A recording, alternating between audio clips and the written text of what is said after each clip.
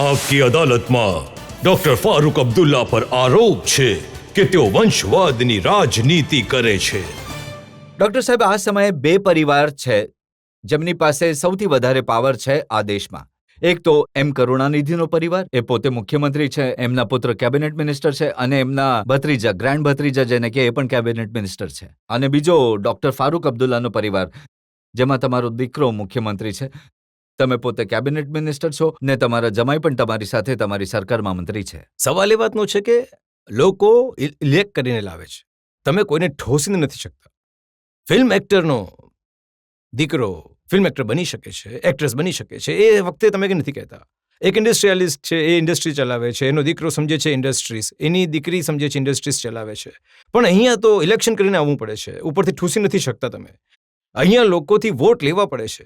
લોકો જ્યારે તમને લાવે છે પછી તમે બની શકો છો, નહીં તો બીજી કોઈ રીત હોતી જ નથી ના અહીંયા. ડોક્ટર સાહેબ, જેમ શેખ અબ્દુલ્લા સાહેબ તમને લાવ્યા, એમણે તમને ઇલેક્ટ કરાવ્યા, તમે પાર્લામેન્ટમાં પહોંચી ગયા.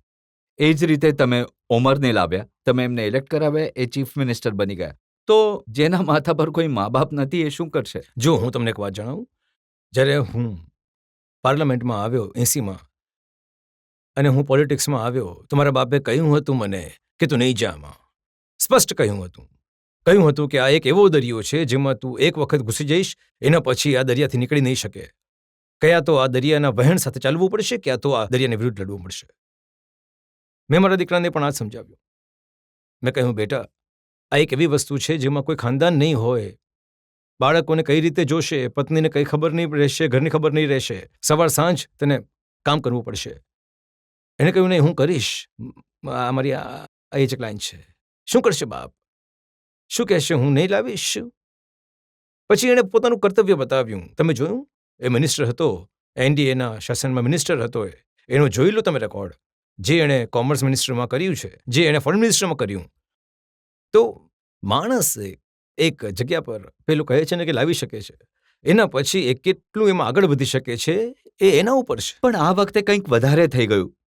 17 લોકોનું લિસ્ટ છે મારી પાસે. મીરા કુમાર એ જગજીવન રામની દીકરી છે. સલમાન ખુરશીદ એ ફોર્મર રાજ્યપાલ ખુરશીદ આલમ ખાન સાહેબના દીકરા છે. દયાનિધિ મારણ સીએમ કરુણાનિધિના ભત્રીજા છે. કુમારી શૈલજા ચૌધરી દલબીરસિંહની દીકરી છે. જીકે વાસન જીકે મુપનારના દીકરા છે. અડગીરી કરુણાનિધિના દીકરા છે. અજય માખણ લલિત માખણના ભત્રીજા છે. જ્યોતિરાજ સિંધિયા માધવરાવ સિંધિયાના દીકરા છે. જીતેન પ્રસાદ જીતેન્દ્ર પ્રસાદના દીકરા છે. Parneet Kaur former chief minister અમરેન્દ્રસિંહની વાઇફ છે. તુષારભાઈ ચૌધરી અમરસિંહ ચૌધરીના.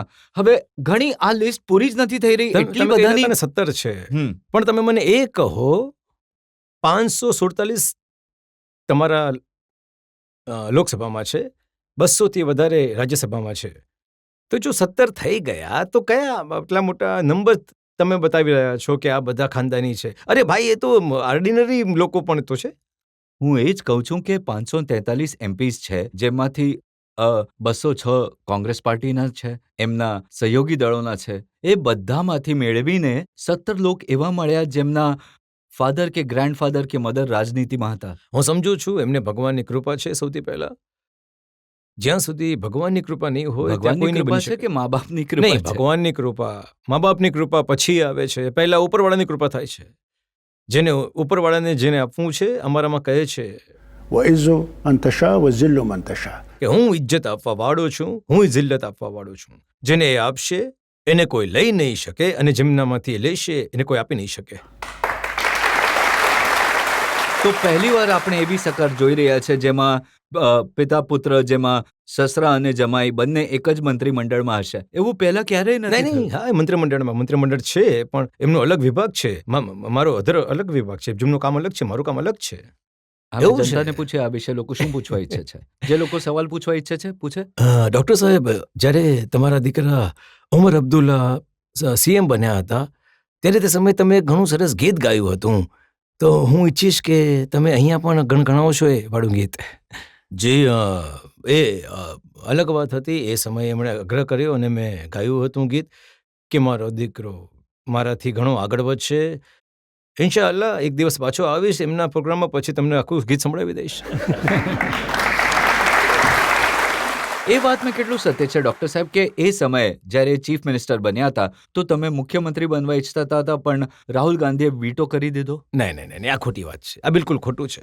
હું જરૂર મુખ્યમંત્રી બનવા ઈચ્છતો હતો, પણ એ રાત્રે જ્યારે હું સૂતો હતો તો મેં વિચાર્યું કે આ હવે મારું કામ નથી. હું હવે પહાડો પર નથી ચડી શકતો. મારામાં હવે એ શક્તિ નથી જે આજથી 40 વર્ષ પહેલાં હતી. હવે એ શાસનને આગળ વધારવા માટે અને એને આગળ લઈ જવા માટે એક યુવાનની જરૂર છે. અને સવારે પહેલો માણસ હતો. મેં મારી પત્નીને કહ્યું, હું રાત્રે સૂઈ નહીં શક્યો. મારી પત્ની મારી સાથે સૂઈ રહી હતી. એણે કહ્યું કે તમે શું કેમ નથી શક્યા? મેં કહ્યું, યાર મને ઊંઘ નથી આવતી રહી. એને મને કહ્યું નહીં કેમ. એ મારા દિલમાં કશ્મકશ અને મગજમાં કશ્મકશ હતી કે જે લોકો આશાઓ છે હું શું કરી શકીશ કે નહીં કરી શકીશ. પછી સવારે 8 વાગે મેં પત્નીને કહ્યું કે હું નહીં કરી શકીશ. અને 8:30 વાગે મારા પુત્ર આવ્યો. મેં કહ્યું, ઉમર, હું તારા પર આ જવાબદારી નાખવા ઈચ્છું છું, તું ઉઠાવીશ? લોકોમાં તો એ ઇમ્પ્રેશન છે કે તમને ક્યાંકથી ફોન આવી ગયો અને તમારા પર પ્રેશર પડ્યું, દબાવ આવ્યો. નહીં. હવે જુઓ, તમે જાણો છો કે વાર્તાઓ કેવી રીતે બને છે. દરેક પોતપોતાનું, કોઈ મીઠું નાખી દે છે, કોઈ મરચું નાખી દે છે, કોઈ કાળા મરી નાખી દે છે, કોઈ હળદર નાખી દે છે, તો એવું વધતું જ જાય છે. નીચે કંઈ હોતું નથી પણ વધારતા જાય છે. આ આદત છે આપણા લોકોની. અને જેટલું તમે એક પદ પર છો એ વધારે વધી જાય છે.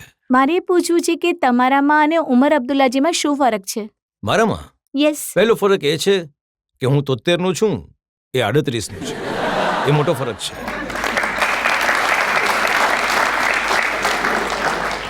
બીજો ફરક એ છે કે હું ગોલ્ફ રમું છું, એ ગોલ્ફ નથી રમતો.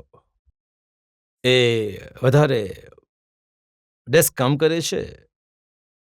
અને ત્રીજો ફરક એ છે કે યુવા પેઢીની દિલના ધબકારાને સમજે છે.